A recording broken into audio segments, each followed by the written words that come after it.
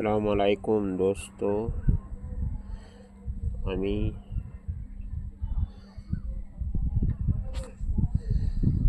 আমার নাম বিল্লাল শেখ। আমি এরকম ছেলে, প্রতিবন্ধী, একটা অক্ষম, অসহায়, অনাথ এরকম ছেলে দোস্ত।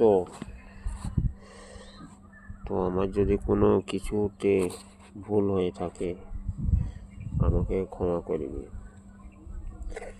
আমার এই কথাগুলো, ভিডিওগুলো পাঠানোর মধ্যে যদি কোনোটি ভুল হয়ে থাকে দোস্তরা আমাকে যেন ক্ষমা করবি। মানুষ যদি একটা ভুল হয়ে থাকে, ভুল করে থাকে, তাকে শুধরাইতে হয়। কোনো একটা ছেলে যদি অপরাধী হয়ে থাকে, কিন্তু কার জন্য? সেই অপরাধীটা হচ্ছে তার আপন জনের জন্য।